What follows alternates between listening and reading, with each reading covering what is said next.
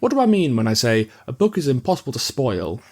Well, first, what does it mean to have a story spoiled in the first place? That's easy. It's when you find out a key part of the narrative before experiencing the story organically, so you don't enjoy it as much. People say full spoilers at the start of a review, so you can decide whether or not you care about having the impact of the story lessened. For example, I'm going to spoil the plots of all of these stories, starting... Snape kills Dumbledore. Some stories get spoiled when you lose the element of surprise. These stories have developments that come out of nowhere. There's a hard left turn, often with a shift to a darker tone, and surprise is used to heighten the emotional impact. A main character suddenly dies, a la Ned Stark getting a Glasgow haircut, or Dumbledore getting iced by another man's stick, or like when Willem dies in that car crash in A Little Life, and you thrillingly decide to stop reading A Little Life. You had some idea where the story was going, but then there's plot twists. This isn't so much about the story going in a new direction, as it is something being revealed to have been the case all along. Twist-heavy stories exist on two levels: the surface, unawares version you get the first time around, and the deeper version that only becomes clear after the twist. These stories use double meaning and misdirection so that they can exist in two states simultaneously. But I would say that having a shocking story development versus a plot twist spoiled does feel very different. Having something like The Sixth Sense spoiled does feel different to Harry Potter 6. Both lose something, but for different reasons. Knowing Dumbledore dies lessens that emotional high you get from shockingly losing a character that you care about because you had time to adjust in advance. Knowing Bruce Willis is a ghost locks you out of that surface-level, unaware version of the story, as well as robbing you of the chance to good-naturedly chuckle at your own misconceptions. Ha ha ha ha ha. Having The Sixth Sense spoiled is more like finding out ahead of time about your surprise birthday party. There's one notable case study in all this, and that's the trope of prophecy, specifically the kind found in classical tragedy. Let's talk about Macbeth. I guess also spoilers for the hot new play Macbeth, now entering its 421st year on Broadway. For those unfamiliar, Shakespeare's Macbeth involves the eponymous Scottish nobleman running into three witches while romping about with his pal Banquo out on the moor. They prophesied that Lord Macbeth, he's only got the one name, so let's assume his full name was Lord Nigel Macbeth, will become Thane of Cawdor, a noble rank above his current one, and then one day, king. They also say that Banquo's children will also one day become kings. All this, suffice to say, does come to pass. Nigel Macbeth soon finds out he's been promoted and tells his wife, Lady Sharon Macbeth, about the prophecy. She convinces Nigel to kill the king so that he can become king. Lady Macbeth is a real God helps those who help themselves kind of person. This prophecy tells you what's going to happen in Act 1, Scene 3. You're told right away what's going down, so why doesn't this lessen your enjoyment? Macbeth has a lot in common with classical tragedy in the ancient Greek style. Macbeth the man is a classic Aristotelian protagonist. He starts out as morally upstanding, but with a tragic flaw that brings about his downfall.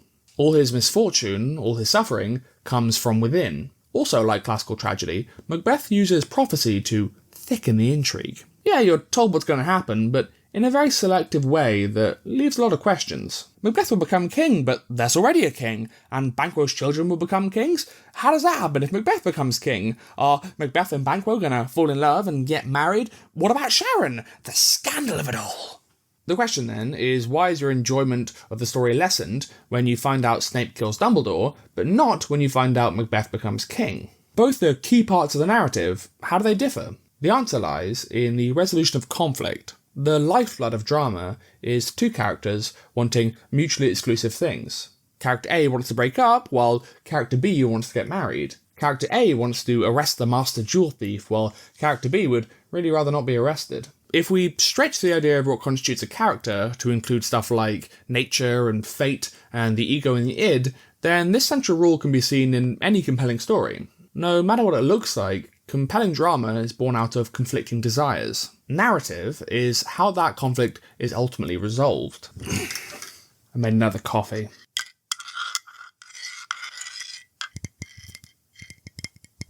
We enjoy a rise in tension as the stakes grow higher and higher, but there's still no clue as to who will come out on top or how they'll do it, and the climax comes when the cloth is thrown off and the outcome and the method is revealed. Finally, the conflict is resolved. One party triumphs, a compromise is reached, the tension dissipates, and a state of balance is found. You can find out part of the narrative ahead of time without having the story spoiled, so long as you don't see how the conflict is ultimately resolved. Done well, this kind of reveal can actually heighten a reader's intrigue. This is why some stories use that flash-forward technique with some future point of maximum tension, like the start of Fight Club, but crucially, these flashes forward never show you how that tension is ultimately resolved. A small caveat to this is when a new conflict is introduced, a character dies, an unfamiliar face arrives in town, or what have you, which takes a state of balance and disrupts it. This is more common in your longer novels and TV shows, and it's more like a whole new storyline being introduced within a larger story. Being told at the start of Macbeth that he will one day become king doesn't spoil the story, because it doesn't resolve the conflict, it only introduces it. There's already a king, how does that shake out? Intrigue upon intrigue. Finding out Snape kills Dumbledore does spoil the story, however, because you're being told how the conflict will be resolved. Dumbledore is the immovable object in the way of Voldemort's unstoppable force, and finding out that and how he dies removes that intrigue. With all that said, let's give a more precise definition. A story is spoiled when you find out how any conflict is ultimately resolved ahead of time, or when you learn of an unexpected introduction of a new conflict, thus lessening your enjoyment. So, with all that said, what do I mean when I say a book is impossible to spoil? With that definition, you might think it's when a story has no conflict, which I guess is technically true, but I'm more talking about a book that is good and impossible to spoil. What I'm talking about here is a book with conflict, but which is no less enjoyable when you know in advance how that conflict will be resolved,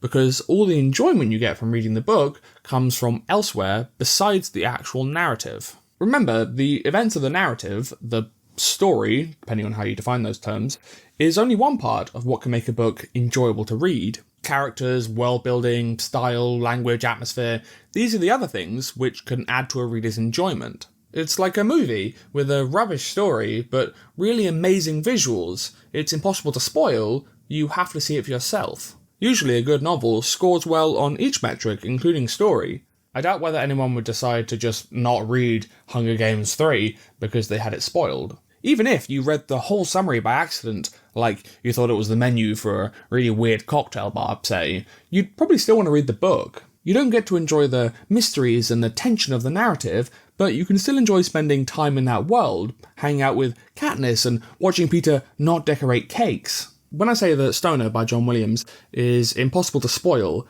I mean that everything that makes this book so stunning is found in the presentation, the fine details of the language, the pacing, and above all, the characters, but not at all in the actual events of the narrative, so that knowing everything that happens in the story ahead of time will do nothing to lessen your enjoyment. The fact that it then manages to be one of the best books I've ever read, whether in spite of or because of its uninteresting narrative, makes it worth careful study. John Williams was born in Texas in 1922. The best way I can illustrate his personality, in his early life at least, is with two photos. Firstly, there's this photo of him in junior college in Wichita Falls, Texas. At the time, Williams wanted to pursue a career in theatre and had some success with local productions and the like. Secondly, there's Williams in Kolkata in 1944 during his time in the Air Force, flying 500-mile cargo missions over the Himalayas. This isn't an official photograph. Williams chose to have the picture done like this. The distracted gaze, the glint in his eye, the Dutch angle. He wanted to mark himself out as different from the average soldier. He was sensitive, he understood aesthetics, he was an artist. Out of high school, Williams made something of a career as a radio host, which dovetailed nicely with his theatrical ambitions. He thought he might write and perform radio dramas, alongside the usual news, interview, and advertising work. It's through this work that he met his first wife, Aline Rosita Bryan, a student at North Texas State College. They got married after 6 months of dating, and just 5 months later, Williams reluctantly joined the Air Force as a radio operator. His logic was that if he waited to be drafted, he might be thrown in with the infantry, and this way he could at least continue to learn about radios. While in India, he received a letter from Bryan saying that she wanted a divorce. This sets up something of a running theme for Williams' life, He always seemed to either be getting into or getting out of a relationship. Williams arrived back in America with a mostly finished novel and a vague idea of resuming his career in radio. The novel, which he'd mostly written and experimented with while in India,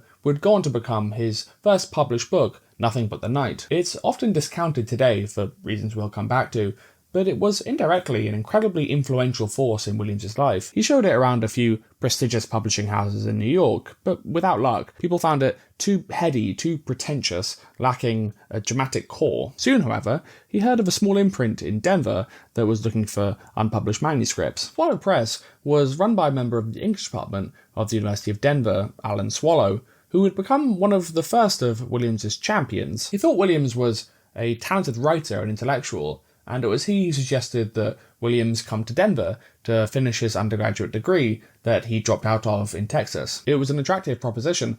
Williams's interest in a career in radio was fading. The work had mostly become reading advertisements or predictable news bites, and he wanted something more stimulating. He took up Swallow's offer.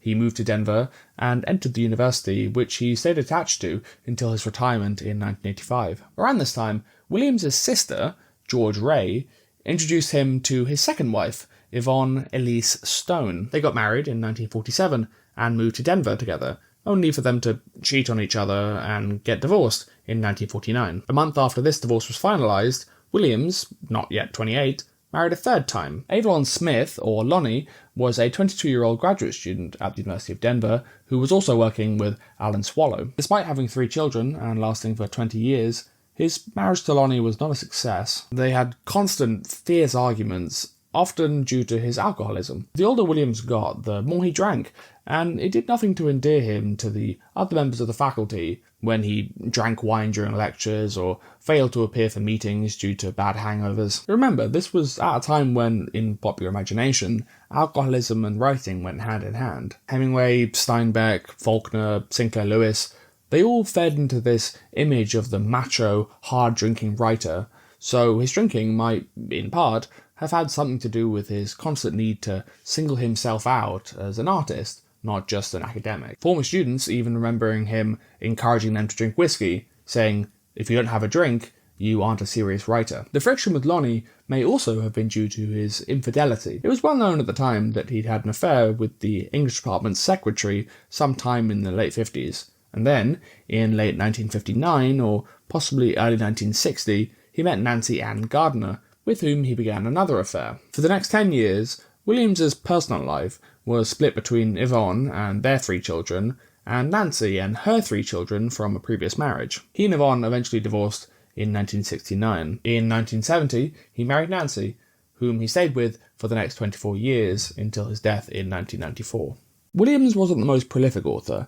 He wrote 2 poetry collections, edited 1 poetry anthology, and wrote 4 novels. Firstly, we need to mention that his first novel, Nothing But the Night, is often discounted altogether. Through his work at Swallow Press, Williams encountered In Defense of Reason by the American poet and critic Ivor Winters. The 3-volume essay collection changed his whole outlook on what literature should be, rejecting the more romantic poetry of Edgar Allan Poe and T.S. Eliot in favour of more careful language, like that used by Herman Melville. For the rest of his career, both as a writer and academic, Williams would champion Winters's more measured approach to literature. As such, his pre-revelation work, Nothing But the Night, was worse than just an early stepping stone. It was romantic and verbose, psychological, heavy with flashbacks and dream sequences. It couldn't be further from what he came to believe a novel should be. He urged people to discount it from his bibliography. His real novels are Butcher's Crossing from 1960, Stoner from 1965, and Augustus from 1973. The interesting thing about his main 3 novels is that they seem to have come from 3 different authors. 21st century reviewers in particular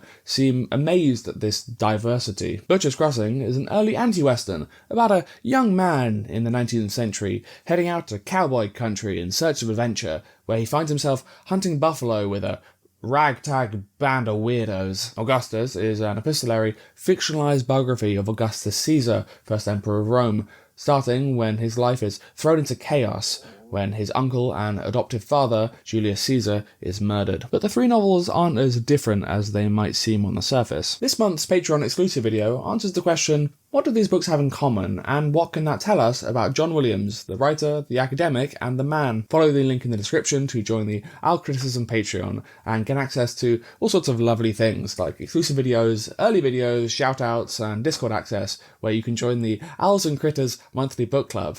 So far, we've read Orlando by Virginia Woolf and Heart of a Dog by Mikhail Bulgakov, both of which were fantastic reads and a lot of fun to discuss with other bookish people, so thank you to everyone who participated in those. If you like these videos, I'd be grateful if you'd consider supporting the channel over on Patreon. Now, back to Stoner. Most of the biographical information we have about Williams comes from a 2018 biography, The Man Who Wrote the Perfect Novel, by biographer Charles J. Shields. Shields went through his papers, now held at the University of Arkansas, and interviewed people who knew Williams, and so builds a rich and detailed picture of the man behind Stoner, the perfect novel. Shields isn't the only modern writer to praise Stoner so highly. Both Bret Easton Ellis and Ian McEwan have written about their love for the novel. Since the early 2010s, it's enjoyed that rare combination of rabid critical and popular success. This recognition, however, was a long time coming. Despite some positive reviews and coming out of a respected publisher in New York, Viking Press, Stoner only sold a few thousand copies in Williams' lifetime. It fell out of print after only a year,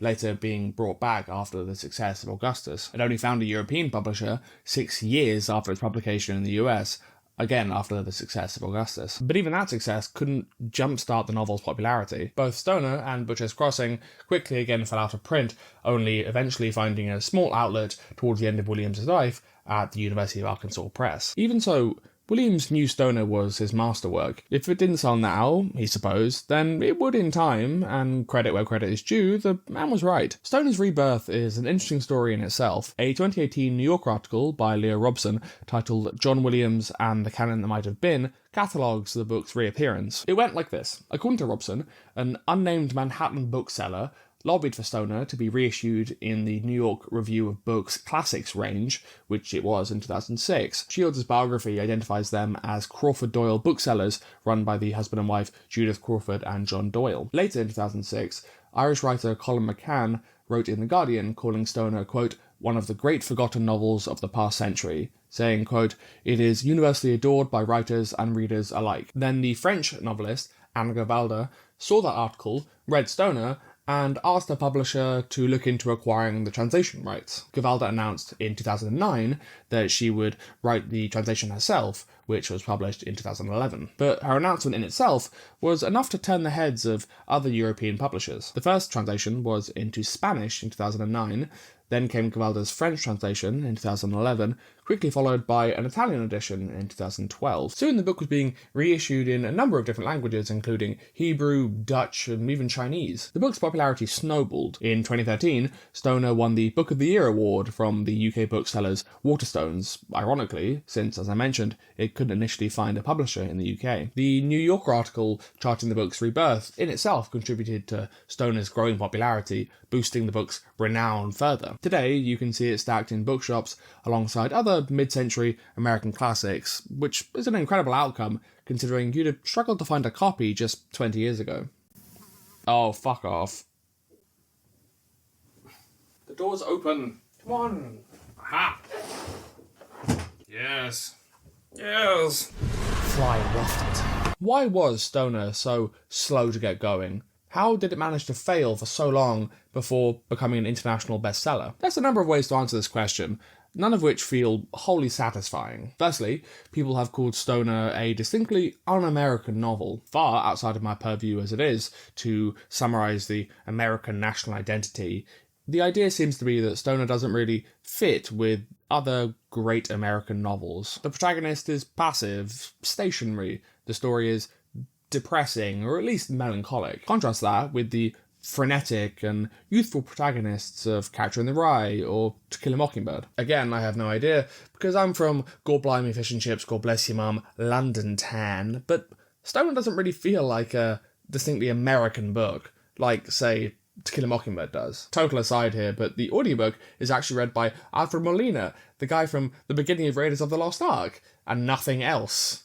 And he's really good, but it's always a bit of a lurch when the dialogue comes up and he switches to an American accent. Another factor is that Williams' novels, and Stoner in particular, didn't really engage with any of the big issues that were on people's minds in the 60s and 70s. Many of the mid-century American classics we remember today comment on or illustrate some significant moment in American history. Jack Kerouac's On the Road and the counterculture of the 50s, John Steinbeck's Grapes of Wrath and the crushing effect of the Great Depression, Harper Lee's To Kill a Mockingbird and the institutional racism of the Deep South. Even something later like American Psycho captured a moment in American culture of hedonistic excess and metropolitan social anxiety. None of Williams's novels tell us much about the time he lived through. Butcher's Crossing probably comes the closest with its critique of the sterile, heroic ideal of the West that was popular at the time, but it's not as raw or scathing as something like Blood Meridian. Then there's Williams himself. Williams could often be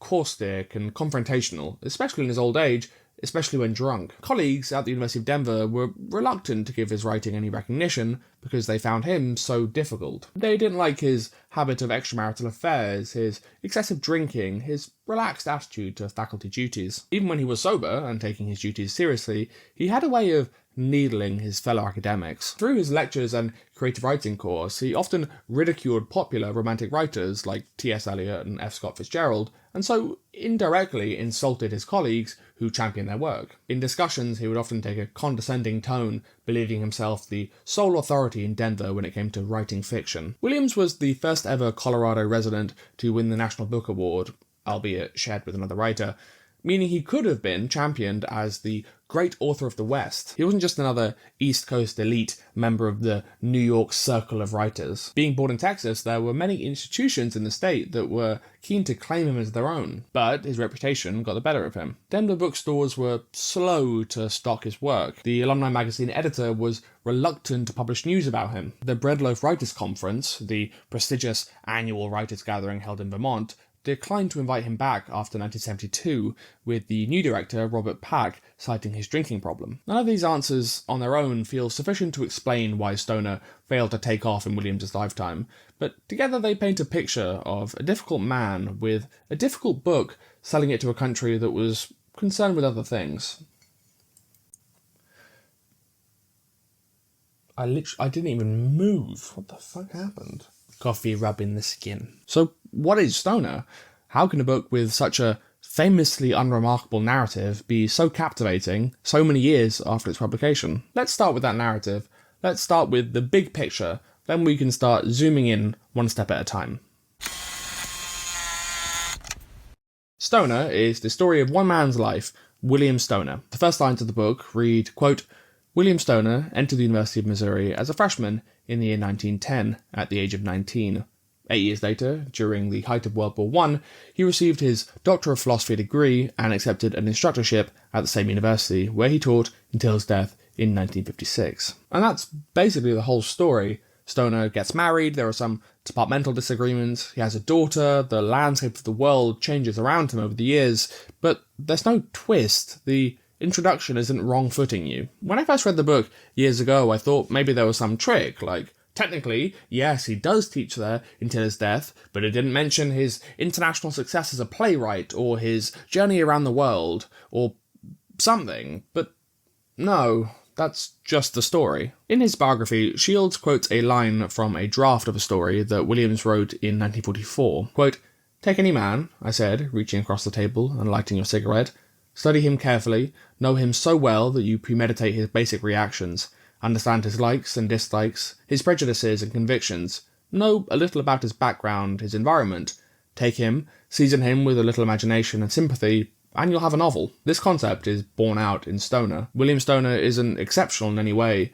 He is born, grows up, makes mistakes, and achieves moderate success, then dies. But of course that's more detailed than that, so let's get a quick rundown of the main beats. The main beats: a drum and bass duo from New England. William Stoner, born at the end of the 19th century, is the only child of a poor Missouri farming couple. Things start out quite a bit Steinbeck-y, with some time given to describing just how barren the soil has become and how hard they have to work just to feed themselves. Both Stoner's parents are tough, laconic people, not unfeeling, but so restrained within themselves that it makes no odds. One day, Stoner's father informs him that a new agricultural school is opening at the University of Missouri, and he wants young William to attend. The ways of farming are changing, he says, and he hopes that 4 years of book learning could help save the family farm. If you were analysing this book in a creative writing course, then this would be your inciting incident. William Stoner is forced out of his comfort zone, if you can call their starving dirt farm comfortable, and into this strange new world of academia. While at university, Stoner takes a first-year literature course, and it forever changes his life. You could interpret it as the first time he feels happiness or inspiration or real passion. He quickly switches courses and signs up to the PhD program, only telling his parents on graduation day that he won't be returning to the family farm. At the start of his program, Stoner meets two important figures, both fellow doctoral candidates. The first is Dave Masters, an intelligent but cynical man for whom Stoner gains a strange respect. The second is Gordon Finch, a big, lovable guy that Masters calls not a big enough son of a bitch to be really successful. After the sinking of the Lusitania in 1915, each of the three men feel compelled to join the army. They're all able-bodied young men, so people expect them to enlist. Finch joins the army, citing simple patriotic reasons, because it's the right thing to do. Masters joins because he's looking for adventure and wants to see the world. Stoner feels compelled to join by peer pressure, but in the end doesn't, on the advice of an older professor, Archer Sloan. Sloan is old enough to remember the US Civil War and remember how many bright young men left the university and lost their lives. He convinces Stoner of the waste of it all. Stoner's position in the university helps him get an exemption when the draft comes around. Finch spends the war in an administrative position in New York, later returning to the university and eventually becoming the Dean of Arts and Sciences. Dave Masters is sent to France, where he is immediately killed. It's around this time that Stoner attends a faculty party, where he meets Edith Bostwick. Edith is the daughter of some well-to-do types in St. Louis, in town to visit her aunt. She initially comes across as shy, proper, slightly highly strung, and intensely concerned with etiquette. Stoner is taken by the sight of her, so awkwardly asks if he might call on her before she returns to St. Louis. Another little aside here, I don't know why the narration uses his second name and her first name, but I can't really call him William without getting him mixed up with the author Williams, and I can't very well call her Stoner too, so this is what we're sticking with. After a brief courtship, always supervised by her aunt, Stoner proposes. Edith protests that her and her aunt were planning on visiting Europe in the coming months. Stoner tells her that they'll visit Europe one day, so she cancels the trip and they get married. They honeymoon in St. Louis, then move into a small, rustic apartment near the university. Quickly, Stoner realizes that the marriage is a failure, or rather he decides for himself that the marriage is a failure. What little warmth they had for each other has dried up and a gulf has opened between them. Years pass, heavy resentment settles over them. Years later, the two attend a gathering with Gordon Finch and his new fiancée. The conversation turns to Dave Masters, how the only reason he ever joined the army was to see Europe. This strikes something within Edith. Quote, "I was going to Europe once," Edith said. Suddenly her eyes filled with tears, though she was still smiling with a fixed brightness. "I'll never get there now, I guess. Aunt Emma is going to die pretty soon, and I'll never have a chance to." Then, with the smile still tightening around her lips and her eyes streaming with tears, she began to sob. This is the first moment that we realise that time is moving irretrievably forward. Stoner and Edith are making choices that can't be undone, and they have to live with the consequences. Edith's sadness here is a very relatable, very real feeling that opportunities can slip away from you. There isn't always more time in the day. As they both grow older, this feeling only intensifies, feeding into the blame they have for the other. It's around this time that Edith says that she wants a baby. Quote, "Don't you think we ought to have one?" she asked. "We've been married for nearly 3 years. This they do. A daughter they name Grace. But it's quickly apparent Edith isn't connecting with the baby the way she'd hoped. It's up for interpretation why, but soon Stoner's performing most of the parental duties. Edith falls into a series of depressions. Often she's too sick to move. Another important development around this time is the introduction of Hollis Lomax. Lomax is an accomplished Harvard academic come to the university to fill an empty spot in the faculty. He's brilliant, imperious, and sometimes defensive on account of his physical disability. It's never mentioned exactly what condition Lomax has, only that he has a hunched back, walks with a limp, and has trouble using his left arm. He and Stoner have a lot in common, and may have developed a sort of friendship, given time, But then comes the Walker incident. Charles Walker is a graduate student at the university. Lomax seems to have taken Walker under his wing somewhat, potentially since Walker also has a physical disability. He also walks with a limp and has trouble using his left hand. Walker takes one of Stoner's courses, and quickly it's clear he's an awful student. He barely knows the first thing about subject matter, makes up his final reading on the day of the examination, constantly makes excuses for his missing work and lack of knowledge. So Stoner fails him, which Lomax takes as a personal insult. Matters come to a head at Walker's thesis interview. It's one of the most strangely exhilarating scenes in fiction, and a true testament to what I mean when I say this book's power is found exclusively in the execution and not at all in the actual content of the narrative. Listen to this and tell me it doesn't sound boring. Walker reads his statement, and it sounds accomplished, but Stoner realises much of it has come from Lomax directly.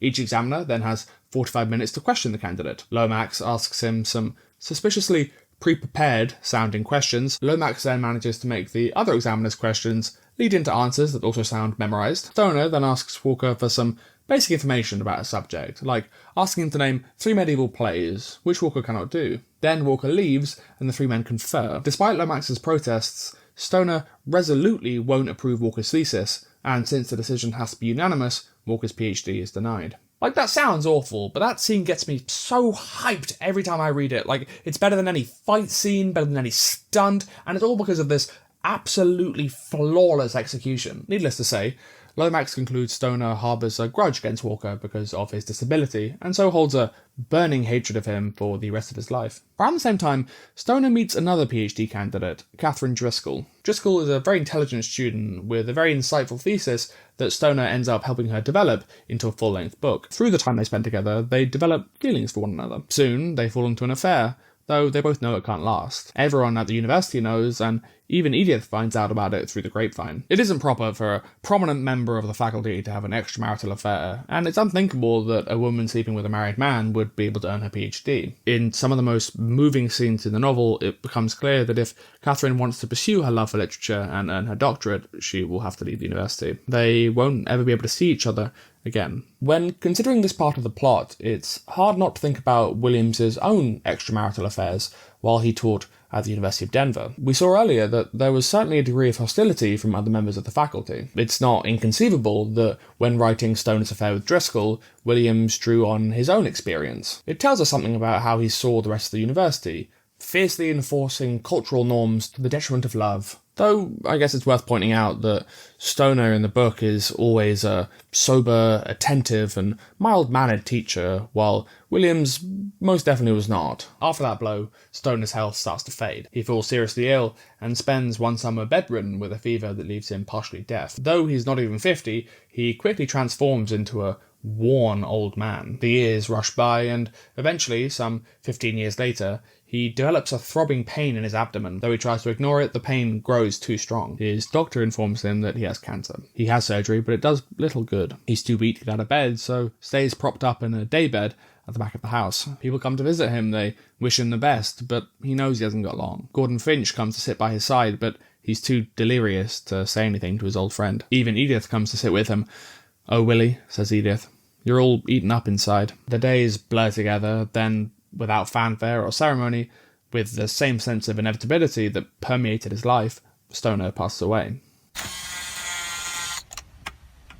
The characters are what really makes Stoner. They're intensely complex, each a chorus of conflicting needs and wants. They're drawn with this real subtlety, very shown not told, and it's what's not shown as much as what is that reveals who they are. We'll come back to the how a bit later on. For now, let's consider the who.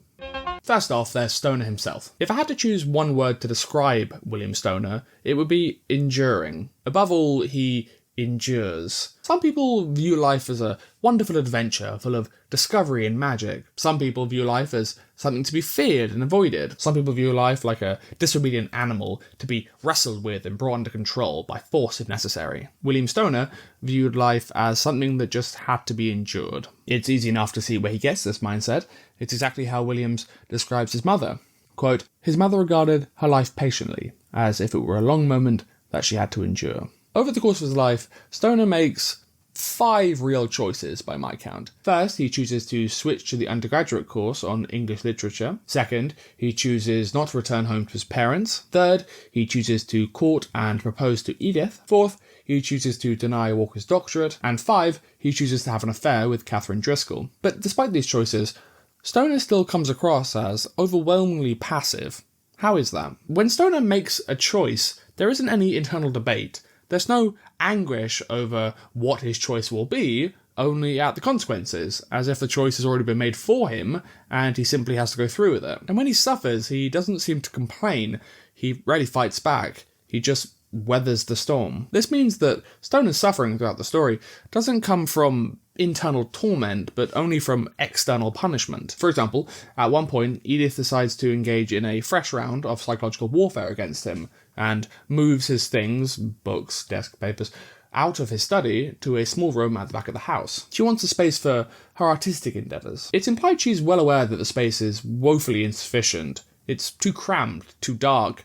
At one point, Grace and her friends play in the room and damage some of his papers. At another point, a thin window pane breaks in a storm and his books are ruined. But Stoner doesn't react.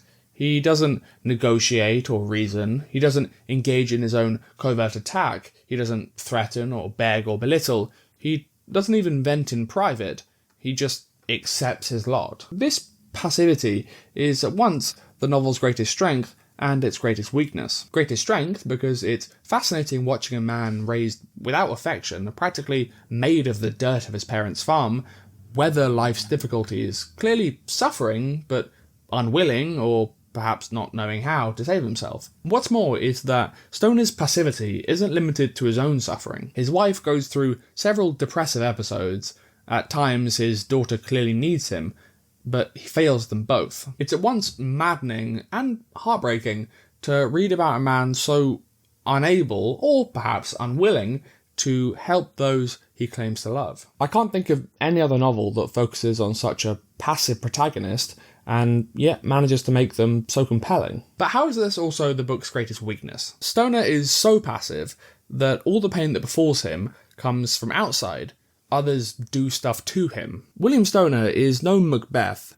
He isn't tormented by his actions or doomed by his hubris. His suffering doesn't come from within. He's almost the victim of the story, and herein lies some significant criticisms of the book. The horrible things that happen to Stoner throughout the course of the story aren't acts of God or plain bad luck, but the deliberate actions of people, usually Edith and Hollis Lomax, that is, his wife and a disabled fellow academic. This is at a time when rising through the faculty of a respected university with a visible disability was a rarity. One critique of the book is of Stoner's character and his feud with Lomax.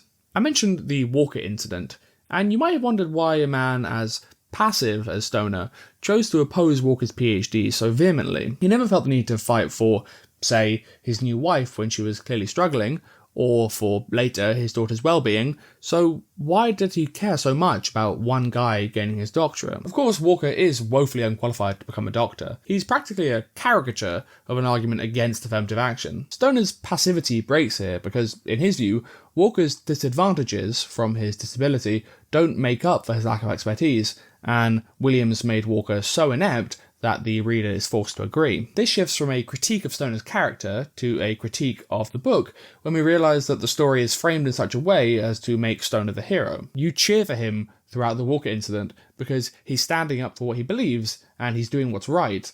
But in retrospect, it does seem like a weird hill for him to die on, since he doesn't muster nearly the same enthusiasm for any other duty in his life. It means that the book, in parts, feeds into this negative stereotype of affirmative action, Walker cruising by because of his disability despite his clear ineptitude. Then again, this might just be more evidence for the idea that the real meaning of the novel is that work, real hard, passionate work, is the most important thing life has to offer. Stoner is willing to fight to protect the sanctity of academia because it's the only love in his life that he can call good without qualification. Everything in his life disappoints Stoner in some way, but never his work. Never literature. It's worth a quick mention that Williams based the Lomax-Stoner beef on a real departmental feud at the University of Missouri, where Williams spent some time in 1950 between two academics, Robert L. Ramsey and Arthur H.R. Fairchild. Fairchild was the Lomax stand-in. He walked the limp and had a hunched back, but Williams swapped and changed much of the details. The real feud had more to do with who was better qualified to teach Milton, and whose research was more valid, and eventually devolved into Fairchild accusing Ramsay of stealing his postage stamps. According to Shields, in his original manuscript for Stoner, Williams sometimes accidentally wrote Fairchild instead of Lomax. Another major, and for me more substantive, criticism of the book centres around Edith. Robson, in that New Yorker article, references these common criticisms with a tweet by the academic Elaine Showalter, who calls Stoner a, quote, saintly academic hero tormented by the motiveless malignity of his despicable wife and other monsters. The writer Joyce Carol Oates replied, calling the book a, quote, shameless male fantasy. This criticism of the novel comes down to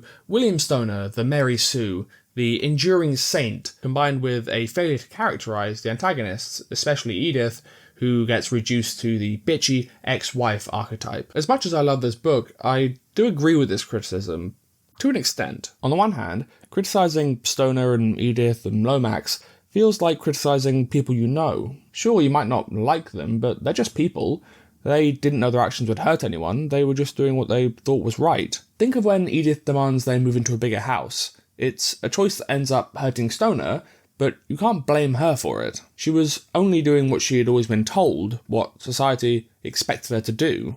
That is, move into a big, luxurious house to start a family. I wouldn't call Edith or Lomax a motiveless villain, because for the majority of the book, they have motivations that are clear and understandable, even if they're never explicitly stated. On the other hand, for this justification to work, everyone's motives do need to be properly explored throughout the story. When a character acts maliciously without a clear motivation, they risk becoming two-dimensional. It's here, I think, that, at least later, the book fails. Firstly, there's Lomax. He's a relatively minor character compared to Edith. He does act maliciously, but we're given a reason why. It's not a very complex reason. He thinks Stoner discriminated against a student because of his disability, but it's enough. What we know about Lomax's character, and the Walker incident, feel sufficient to explain why Lomax does what he does. He's insulted, hurt, defensive, and feels the need to stand up to a man that he sees as a bully. Though they might hurt Stoner, Lomax's actions don't come across as motiveless. Edith, however, is more complex. Her feelings and motives change throughout the novel. So do all of William Stoner's problems stem from the motiveless malignity of his despicable wife?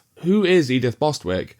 Does Williams fail to characterise her and thereby justify her behaviour? I want to make the case that Edith is the real main character of the story, though I'm not sure I feel the need to single out just one. Stoner does change throughout the novel. He struggles internally with his love for his subject and his inability to perform as a teacher and a husband, and externally from the conflict with Lomax and Edith, but ultimately he starts and ends the story as a somber, laconic, put-upon stoic. This works for him. I don't think I'd have believed a man raised the way he was, growing into anything other. Plus, it also makes the ending hit particularly hard, since it feels like the same wide-eyed, naive boy, even when it's the body of a wizened old man, but we'll come back to that. In contrast to Stoner, Edith is constantly being pushed and prodded, constantly struggling to reinvent herself. Born into a well-to-do, but not overly wealthy family in St. Louis, she's told from birth that her one role in life is to be a wife, and that she must fill that role as best she can. She must learn piano and needlepoint to hold herself like a lady and take interest in her suitors. She'll get married, and she will have to perform for her husband, though she's never really told what that means. Then, through some strange and foreign process, she will have a baby. She will love that baby. She will live in a large and stately home. She will entertain guests. She will love her husband. I said before that Stoner views his life as something to be endured. Edith views her life as a to-do list. At first, at least. Edith's growth is constant, since she's constantly finding discrepancies between the life she's been told she will have and the life she's living. She learned to play piano, though it didn't seem to do her any good. She got married, but doesn't know exactly what sex is, and feels no love or joy with her husband. Her husband can only provide a small apartment at first, a squalid, ramshackle place, but no matter how hard she cleans, she can't turn it into that comely mansion that she's meant to have. She entertains guests as best she can, but it brings her no happiness and only further highlights the inadequacies of her skills as a homemaker, which is the only role she's ever been expected to fill. Next on the list is to have a baby. She tells Stoner, "Don't you think we ought to have one?" They have a child, a daughter, but she feels no love for it. It hasn't changed anything. Edith's father was a banker in St. Louis. He made some risky investments, and after the 1929 Wall Street crash, he commits suicide. Edith goes to live with her mother for a few months,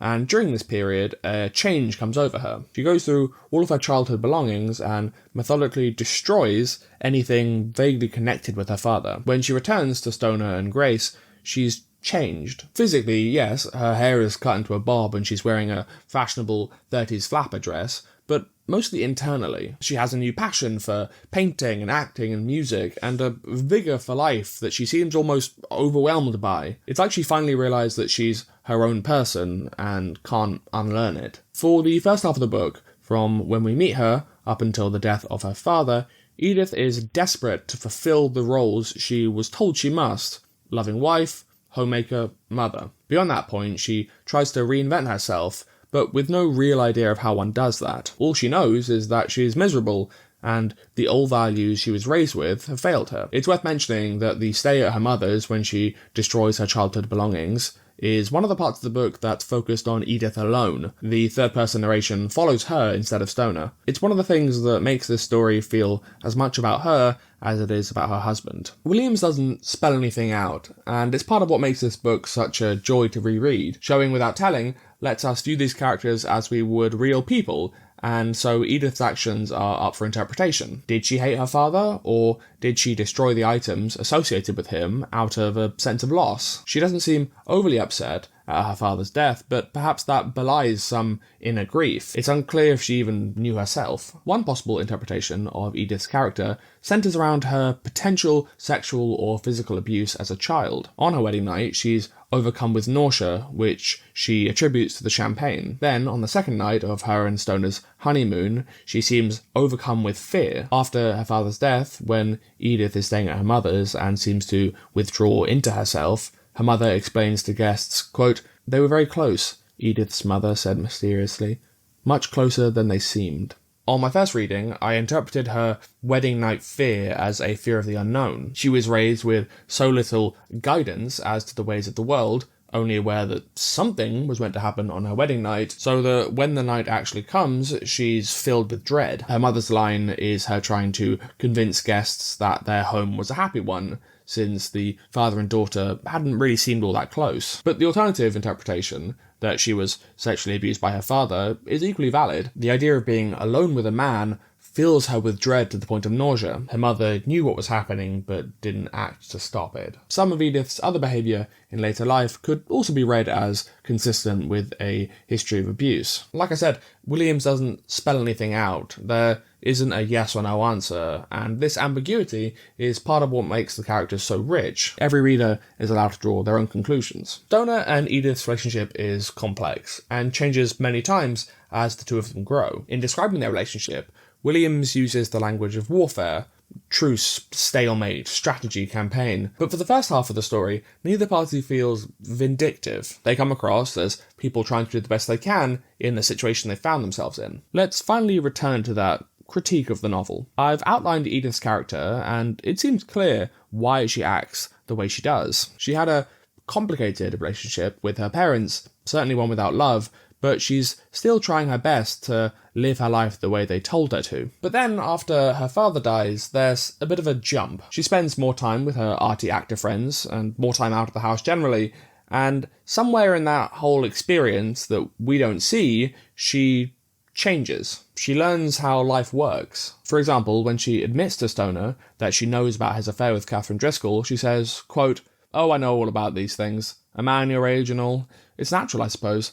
At least they say it is." Somewhere off-page, Edith loses that earlier justification. Why does Edith demand to move into a bigger house, even though she knows they can't afford it? It's because of pressure from her family. Her mother expects it of her, so she expects it of herself. She's heartbreakingly sympathetic, even when she's hurting Stoner and herself. But later, why does she move Stoner's things out of his office? Why does she force him to spend time away from his daughter? why does she continue to attack him decades into their marriage? Towards the end of the story, their daughter Grace, still studying at university, admits to her parents that she's pregnant. Edith's reaction is violent. Quote, "Like your father's blood, oh yes, filth, filth." For me, this was an example of Edith crossing that line from understandably resentful into plain vindictive. I wouldn't go anywhere near as far as to call Stoner a shameless male fantasy, but I do agree that in the second half, due to a lack of characterization, Edith does fall into the simple, loveless wife archetype. I'm not saying that it's not believable that she changed as she became an adult. I'm not saying it's not understandable that she developed some internal justification for continuing to attack Stoner. It's reasonable to assume that she learned about the ways of the world, about sex and marriage and infidelity, through her friends. All I'm saying is that I would have liked to see that. Once we're locked out of Edith's inner world, her motivations become unclear. So when she evicts Stoner from his study or restricts time with his daughter, it just comes across like simple spite. Without those understandable and sympathetic motivations, she just becomes the icy, nagging wife. I wonder what exactly happened to her. Did she feel at all upset to learn about Stoner's affair? When her daughter later moves to St. Louis to get married, much as she had moved from St. Louis decades before to marry Stoner, was she hurt, or did it finally give her some comfort? The deaths of both Stoner's and Edith's fathers mark a major turning point in the narrative. Being a professor of English, I doubt it escaped Williams's attention that this climax of sorts occurs halfway through the story, a convention of classical Greek drama. Before this, Stoner and Edith's lives feel like an extension of their family lives. After this point, they are free individuals, but still hopelessly ill-equipped for life without guidance. It's at this juncture that an interesting switch occurs. Before his father's death, Stoner's life is defined by a rejection of what's expected of him. He's expected to study agriculture, he's expected to go back to the family farm, he's expected to go to war. This is a neat foil to Edith, whose life before her father's death is defined by conformity. After the deaths, however, this swaps. Edith is now defined by her defiance of what's expected of her, and Stoner by his conformity. If a story is the action of its characters, and none are more central to this story than Edith and Stoner, and their actions are defined by their attitude towards societal expectations, then let's ask the question, what is Stoner about? John Williams, John McGarren says in his introduction, thought the central idea behind Stoner was work. Stoner's sense of a job. Friends of mine have said they felt Stoner was about the futility of life. Life's a bitch and then you die. Stoner struggles his whole life, achieves nothing, and dies. Others say the story is about love. Stoner's love for literature, the failing of his and Edith's love, his love for Grace and Catherine Driscoll. Others still say that it defies such theming, that it's a frank description of a typical, normal life, and reaching for some overarching meaning is missing the point. Like Williams himself said, it's an escape into reality. The book's depth means that every reader and every rereading will reveal something new. That's part of the beauty. Let me put forward my interpretation as it is now. Stoner is a book about the gulf between societal expectations and reality, how your identity is constantly struggling between what you are and what you think you should be. The world in which these people live is vehemently conformist, and the central characters repeatedly come up against their inability or their unwillingness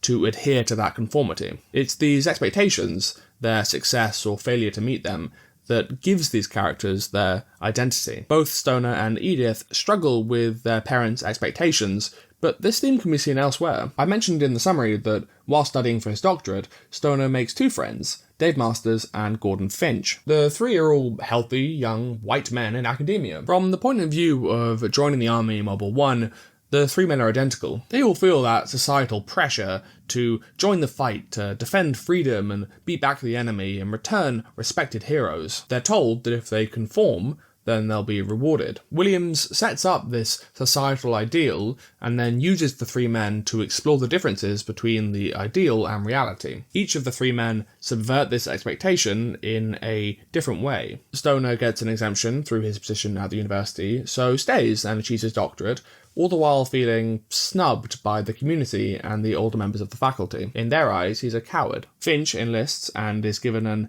administrative position in New York, so never sees any action. Despite this, he's lauded with praise and manages to climb the faculty ranks when he comes back, partly due to the respect he earned from his time in the military. Then there's Dave Masters. Masters enlists with Finch, is sent to France, and is killed on his very first day in action. He serves no larger purpose. He didn't die a hero. The only person that ever seems to remember him is Stoner. William sets up the ideal, measures the standard of what is expected of these men, and shows what they will earn as a reward if they conform, and then shows the reader that reality could not be more different. Another example is when Stoner and Edith start hosting dinners. It's early in their marriage, but already Edith and Stoner have no warmth for each other. They sleep in the same bed because it's what they think they should do, but they never touch one another, in private at least. At these dinners, however, she starts showing him affection. She calls him Willie and rests her hand on his shoulder. Why not Billy? Billy's a fine name. Billy's fine. Why call a guy Willie? Oof. Well, oh, my friends, you haven't met them. Oh yeah, this is Johnson. This is Willie. And that guy there is Penis. Dutch name. She laughs and talks animatedly about her husband's work. Then, the minute the guests leave, the facade falls, and she starts looking through the interactions for slights and insults. Again, Williams demonstrates what the society of the time expects for a young married couple, then contrasts that with the uncomfortable reality. See, none of these people exist as free agents. You can't imagine Stoner or Edith plucked out of the setting and dropped into another story in another time. They're each held down by 100 obligations tied so tight for so long that they permanently shape their identity. They have wants, sure. Stoner wants to spend more time with his daughter. Edith wants to carve out an identity for herself. But these wants are secondary to the need to fulfill or defy the expectations that bind them. The whole book, you wish that one of them, any of them, would just lose it, break wide open and speak their minds, but they hardly ever do. The only time in the whole book when someone acts completely without inhibition, in my view, is when Edith finds out that her daughter Grace is pregnant and lets loose that volley of pent-up anger at Stoner, but even that is quickly squashed. Edith brings herself back under control, and by the next morning is happily planning her daughter's wedding. What she wants to do, what she wants to say, is secondary to what she must do, as defined by her role as a mother and a wife. For the vast majority of the story, the characters just suffer, partly because it's easier than breaking their bounds, but mostly because outside of that society that they were raised in is the unknown, and none can bear to lose the little that they have. In this way, Stoner is really a book about how society shapes your identity. You might conform with it, you might revolt against it, but ultimately, your identity is defined by what society expects of you, and there's nothing you can do to escape. World War I, Prohibition, the Wall Street crash and the Great Depression, World War II. These are all features of Stoner's life. Remember, these weren't features of John Williams' life in the same way. He'd only been a preteen when Prohibition ended, so he was inventing much of how it would have felt to live through these events. The problem with setting any story in a definite and influential time period, Middle America in the 30s, Paris in the 40s, New York in 2001, is that the reader is expecting the fallout from certain seismic events. Not mentioning them at all takes the reader out of the story, since the setting starts to feel unreal. Mentioning them in passing, without connecting them to the story, can feel gimmicky. Good grief, this Hitler fellow seems to be causing quite the ruckus.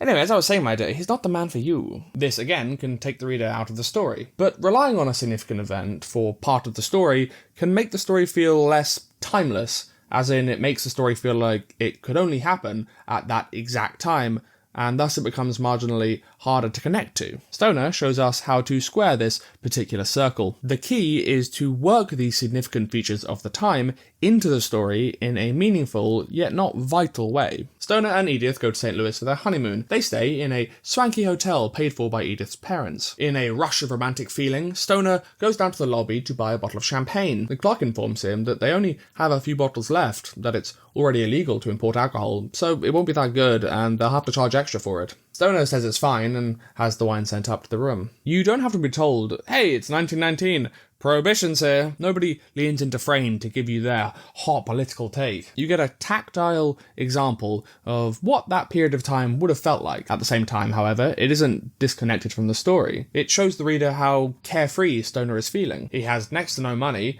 and yet is willing to splash out on some bubbly for his new wife. He's hopeful, so it's even more of a kick in the feels when the evening fails miserably. On top of all that, it doesn't detach the reader from the story by making it feel reliant on a norm that is no longer the case. When people call a story timeless, what they're really saying is that the author has managed to take a specific experience, vying for favour in the king's court or hiding from aliens on a space station, and make it universal. Even if you personally have never had to, say, present yourself before a king, you've certainly at one point found yourself confronting someone more powerful than you. It's timeless because there will always be these simple, universal experiences that let readers connect to the characters. No, we don't live in Prohibition-era America, but the important bit, the bit with feeling, buy an expensive gift for your new partner only for the evening to go horribly, that's something that people will always be able to relate to. Stoner takes place in a definite time period, and all the reminders of that are to its credit. The world feels real, which is important since,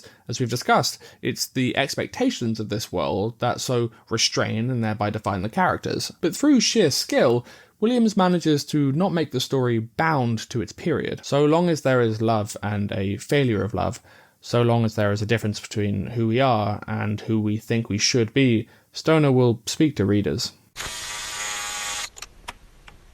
Subtlety in writing is a tricky thing. The writer has to strike a balance between giving just enough away that the average reader will pick up on their meaning, but not so much that it becomes obvious. It reminds me of puzzle design. The solution can't be so obscure that it feels contrived or impossible to figure out, but it needs to make the solver feel clever. Stephen King said that fear, appropriately enough, is the root of all bad writing, and while I wouldn't go that far, I agree that it's fear that leads most writers to miss a certain subtle hand in their prose. Especially for newer writers who haven't had the time to develop their intuition, it can be a nightmare worrying about whether your reader will get this beat or understand that allusion. You put so much work into this piece of writing, what if nobody understands what you're going for? So, clarity is important, but why does it have to be subtle? Why can't you just make your character moments and allusions so obvious that everyone is sure to understand? Why doesn't the narrator just say, he was happy, or they hated each other? Why do you need to be subtle at all? There's the often repeated show don't tell mantra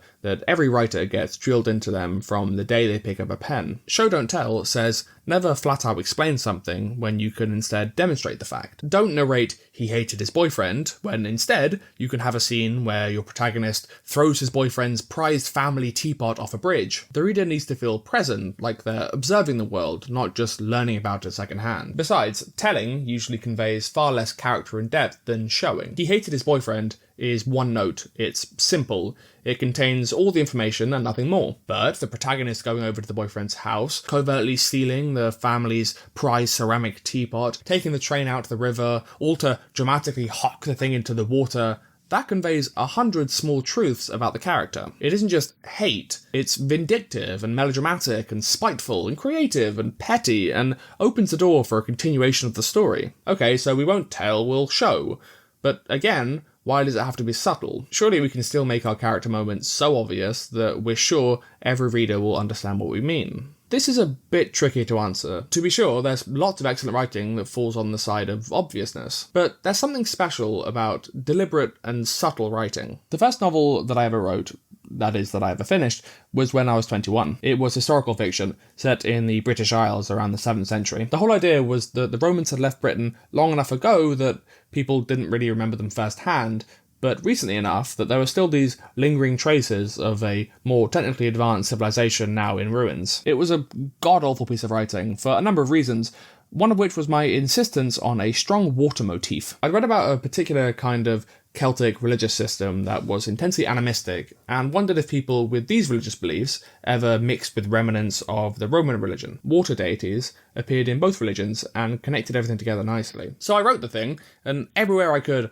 I brought up water and various water deities. Scene 1, it's raining. There's a roaring river, a swan, a fish, someone needs healing water, someone's crying. Scene 2, back to the river. There's a flood. Passages and passages about water and healing water and healing holy water. You'll notice through all that I never mentioned anything about the conflict or the characters. Subtle writing is important because at the very least, overwriting crowds out what's really important. Even the most diligent reader will only have a limited bandwidth, a limited attention span to process information about a scene, and filling that allotment up with meticulous descriptions of the weather or the floor tiles leaves less room for characters and story. More than that though, even if you have the most patient readers imaginable, over-explaining can counterintuitively actually make a scene less vivid. His boyfriend's family owned a ceramic teapot large enough to serve 20 or more cups of tea, hand-painted with delicate blue flowers. Does it matter that the teapot in my mind won't be the exact same as the teapot in yours? I haven't given you the capacity in milliliters, or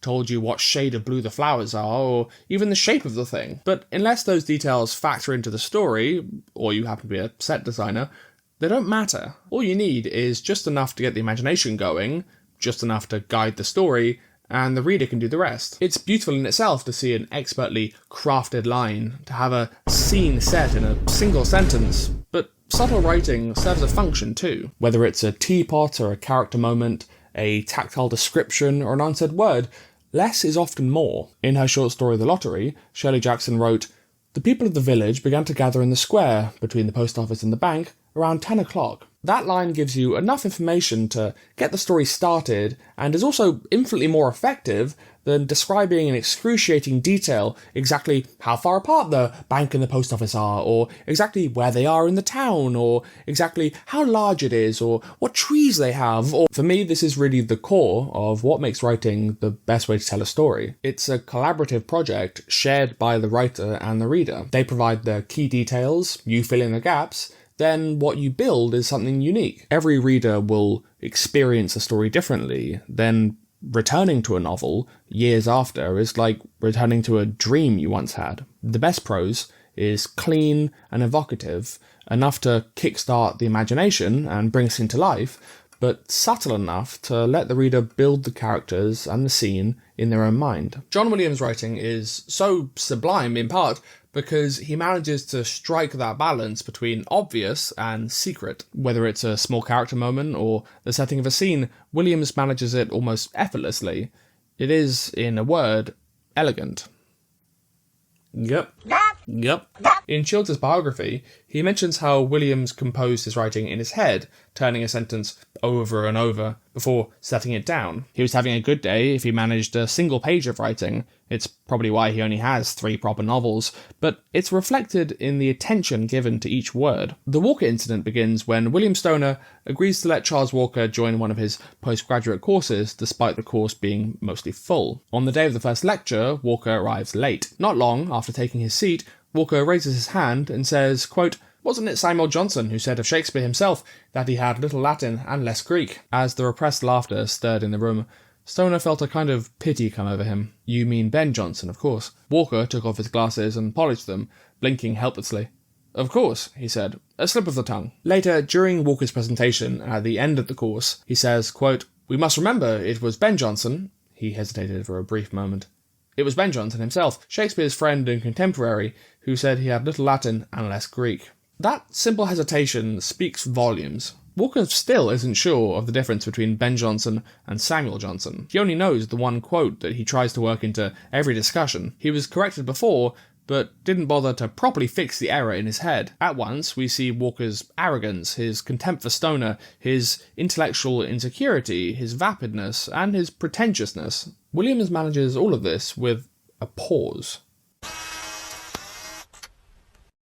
Chapter 16, page 259, paragraph 4, reads, quote, "He could not think of himself as old. Sometimes, in the morning when he shaved, he looked at his image in the glass and felt no identity with the face that stared back at him in surprise, the eyes clear in a grotesque mask. It was as if he wore, for an obscure reason, an outrageous disguise, as if he could, if he wished, strip away the bushy white eyebrows, the rumpled white hair, the flesh that sagged around the sharp bones, the deep lines that pretended age. This paragraph, more than any other, has stayed with me. It's been almost 7 years since I first read Stoner. Rereading it, this is the bit that I look forward to with mixed excitement and apprehension. I was surprised to read it again this year because the image of this scene that I'd built up in my head, then redescribed back to myself, didn't quite line up with the words on the page. I could have sworn Williams described Stoner peeling off that mask, but not exactly. That's just the visceral image that comes to mind. It's as if Stoner could just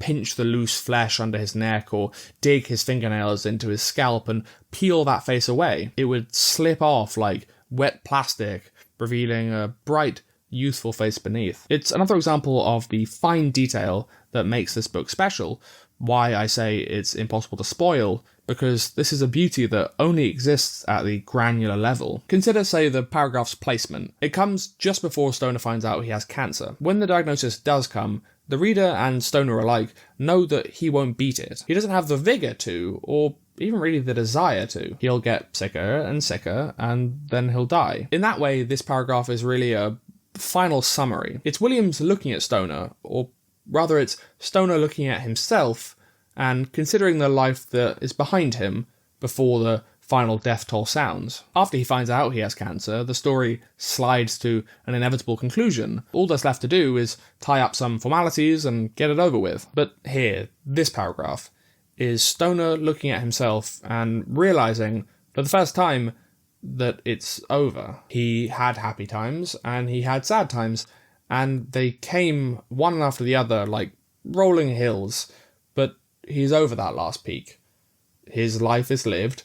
He's an old man now. Whatever aspirations he might have once had as an academic, as a father, as a husband, as a lover, they will forever only now be hypothetical. This paragraph never fails to get to me, and it's only one of a handful of passages in fiction that I'll think about regularly. No, it isn't the most lyrical, it doesn't have the most inventive rhythm or complex semantics. You might even call it clumsy if you're not a fan of parenthetical clauses. What it does do, however, is use simple, clear and powerful language to convey a devastating truth. If Williams and the school of which he subscribed to can be said to have a core teaching, then it's this. He looked at his image in the glass and felt no identity with the face that stared back at him. Why did Williams choose that word? Who says he felt no identity with his reflection? Why not just say he didn't recognise himself? What are the subtle differences in emphasis between to recognise and to feel identity with? Firstly, there's the literal difference. Saying he didn't recognise is a far weaker assertion than he didn't feel identity with. When your friend gets a haircut, you say, I didn't recognise you. It's a surface level statement of fact. I'm not familiar with what I'm seeing. Presumably, Stoner sees his own face every day when he shaves, so he does, in fact, recognise his reflection. Instead, Williams is saying something more. He feels no identity, as in, he doesn't recognise that the reflection is him. But is there something more? There's the connotations of not feeling something with someone. You feel kinship with someone. You feel a connection with someone. You're sharing something with them. To feel no identity with something implies a subtle alienation from it. It's not just that he doesn't recognise the reflection as him, it's that he doesn't feel close to it. The face in the mirror is a stranger to him, and not one that he feels any affection for. He might study that same reflection every morning and so come to recognise it well, but he won't feel any connection to it. But still, why identity? Recognise might not work, but why didn't Williams say connection with, or kinship with, or love for the person looking back at him? Stoner is about how characters orient themselves with and against the grain of society, the gap between the expectations and the reality. Sometimes Stoner, Edith, Masters, Finch, Lomax and Driscoll are trying to defy what's expected of them. Sometimes they're trying desperately to fit in. Edith tries to be a loving wife, Stoner tries to be a good father, Finch tries to be a brave soldier. The narrative is formed by how each manages to fill or defy these identities. William Stoner's life is defined by his unwillingness or inability to fill the various roles society expected him to fill. Farmer, son, student, soldier, father, husband, academic, teacher. these are the labels that people use to define him. He felt no identity with the face that stared back at him because that outward identity doesn't match up with what he feels inside. He wanted to be a lover, a passionate teacher, a kind father, but that's not the identity of the man in the reflection. In his biography, Shields quotes Williams as saying, "And though I may seem to take something away from Stoner in the end at his death, I don't really. I give him more than he has ever had before, and more than any of us ever gain, his own identity." In so many ways, Stoner's life was a failure. He never quite managed to make the world see him as he wanted to be seen. But Williams knew Stoner gained something that eludes so many of us, that pure internal self, knowing exactly who you are. Perhaps William Stoner's life wasn't so typical after all.